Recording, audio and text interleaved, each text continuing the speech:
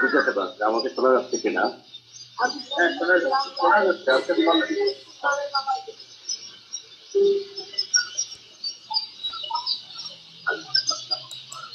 শুভ সন্ধ্যা। আবৃত্তি একাডেমির এই চমৎকার আয়োজনে সংহতি জানাতেই মূলত আমি এসেছি। কৈশোর ভাই আগে বলছিলেন। আমি শ্রদ্ধা জানাচ্ছি আমাদের আজকের প্রধান অতিথি, শ্রদ্ধা জানাচ্ছি আমাদের আজকের অনুষ্ঠানের বিশেষ অতিথি, এবং আমার যারা বিশেষ অতিথি আছেন, যারা অনলাইনে যুক্ত হয়েছেন, যারা অনলাইন স্ক্রিনে এই প্রোগ্রামটি দেখছেন, সকলের জন্য অসংখ্য শুভকামনা। কৈশোর ভাই আগেই বলেছিলেন যে আমি সংহতি জানাতে এসেছি। ব্যাপারটি আসলে তাই। বছরের শেষ সময় এবং শুরুর সময় আমাদের প্রাতিষ্ঠানিক কাজের এত ব্যস্ততা থাকে, এরকম একটি সময়ের জন্য সময় বের করা খুব কঠিন হয়ে যায়। তবুও কৈশোর ভাইয়ের অনুরোধে আদেশে আমি এসেছি এবং আসতে পেরে সত্যি আমার খুব ভালো লাগছে। এরকম একটি চত্বরে এরকম একটি আয়োজনই আসলে সার্থকতা বয়ে আনে মুজিব শতবর্ষের।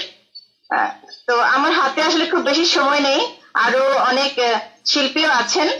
আমি কৈশোর ভাইয়ের অনুরোধে মূলত একটি কবিতার কিছু অংশ পাঠ করার চেষ্টা করছি। নির্বিলম্ব গুণের স্বাধীনতা এই শব্দটি কিভাবে আমাদের হলো।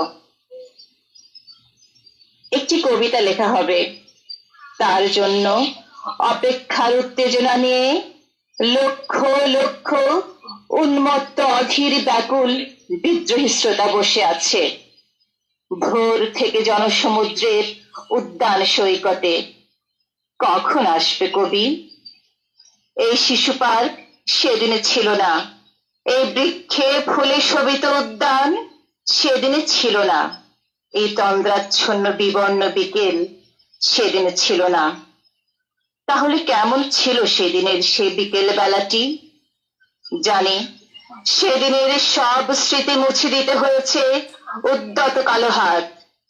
তাই দেখি কবিহীন এই বিমুখ প্রান্তরে আজ কবির বিরুদ্ধে কবি, মাঠের বিরুদ্ধে মাঠ, বিকেলের বিরুদ্ধে বিকেল, উদ্যানের বিরুদ্ধে উদ্যান, মার্চের বিরুদ্ধে মার্চ।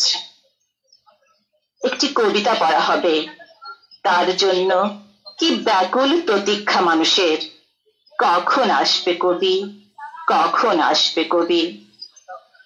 শত বছরের শত সংগ্রাম শেষে রবীন্দ্রনাথের মতো দৃপ্ত পায়ে হেঁটে অতঃপর কবি এসে জনতার মঞ্চে দাঁড়ালেন। তখন পলকে দারুণ ঝলকে তরিতে উঠিল জল, হৃদয়ে লাগিল দোলা, জনসমুদ্রে জাগিল জোয়ার, সকল দুয়ারে খোলা। কে রোধে তাহার বজ্রকণ্ঠ বাণী?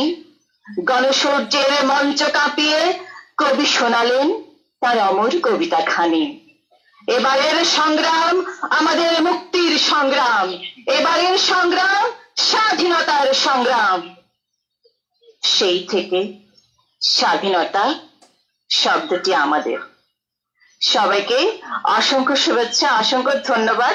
খুবই অপ্রস্তুত অবস্থায় আমি এসেছি শুধুমাত্র মুজিব চত্বরে এরকম একটি চমৎকার আয়োজনে যুক্ত হতে, এবং যুক্ত হতে পেরে আমি খুবই ধন্য মনে করছি নিজেকে, এবং আবৃত্তি একাডেমির জন্য অনেক অনেক অনেক অনেক শুভকামনা।